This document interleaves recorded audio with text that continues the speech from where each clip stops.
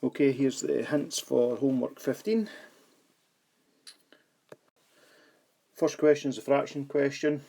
The first one is a subtraction. Remember, when we have an addition and a subtraction, then we deal with the whole numbers first of all. So we're going to deal with the 8 and the 2 first of all, which is going to give us 6. Then we're going to deal with the fraction part. What number 8 and 15 go into? It's 40. You can work out the new top numbers and then get your answer overall. For the second part of the question, it's a multiply fractions. Now remember, when it's a multiply fraction, then the first stage we have to do here is we make it top heavy. So looking at the 2 and the 3, we know we do 2 times 3 add 1. That's going to give us a new fraction over 2. The second fraction is just 3 over 5. Do any cancelling if any exists. If not, just do your top times top and then bottom times bottom. The third part is the divide fraction. Remember, when it's a divide fraction, then you take the second fraction and you turn it upside down and then make it into a times sum. Question 2, we want to work out the percentage profit. To work out percentage profit, then the stages that we go through is we find a fraction, and then to make that into a percentage we times it by 100. So the question is really, what's the fraction? And the fraction is whatever the profit is made divided by the starting value times 100 on your calculator. So from the question, work out the profit, divide that by the starting value, and then times the whole thing by 100. Question 3, another percentage question. This time it's asking what was the price before the VAT was added. So that makes it a reverse percentage question. So we know that when we do a reverse percentage question, we find the multiplier. So the VAT was 20%. So we add 20% to 100%. That gives us a nice wee easy thing.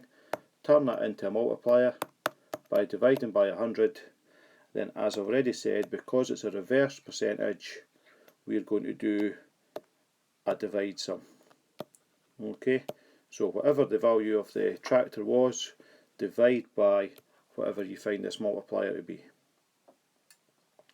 Question 4, some algebra.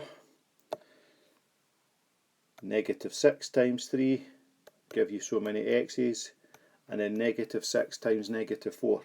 Now be careful, it's -6 times -4, and you know what a negative times a negative equals. For parts B and C, don't do anything with 12x to start off with, it just stays as 12x, and then you've got x times x, and then -x times 3. So that's minus x squared, and then minus x times 3 is minus 3x. Gather together the things that are the same. For example, we've got 12x here, and we've got 3x there. So gather them together, get the answer. And then similarly, for the last part of the question, x times 2, x times y, y times 3, y times x. Do a bit of simplifying before the final answer. Question 5, the company wants to reduce by 8% per year. So, get the multiplier, same as we did earlier on, except this time it's a reduction, so it's going to be a takeaway percentage. So 100 take away 8 gives you what is the percentage? Turn it into your multiplier. Once you've got your multiplier, we're going to do the multiplier, whatever that number is, to the power 3, because it wants to be done for 3 years, times whatever the starting value. All on your calculator. Question 6. These are just questions to type into your calculator basically, nothing fancy. So remember, how you get this times 10 on your calculator is to either press the EXP button.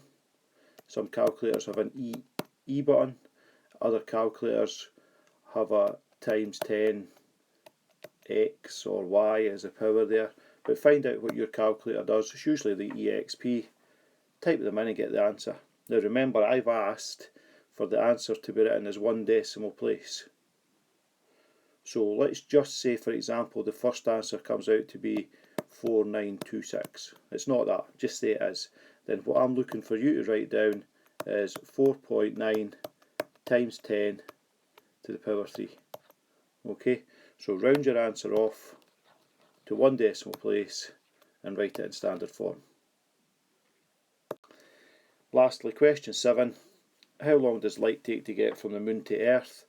So it's a time question. Formula for time is distance divided by speed. We know from the question what the distance is. It tells us. We know what the speed is. It tells us. And the good news this time is the distance is measured in kilometres and the speed is also mentioned in kilometres. So we don't have to worry about changing any units. It's just a simple case of doing that calculation on your calculator and your answers just pops out. Okay, remember we're trying to get an excellent. If we get an excellent this week, we get a free week. Hope this helps.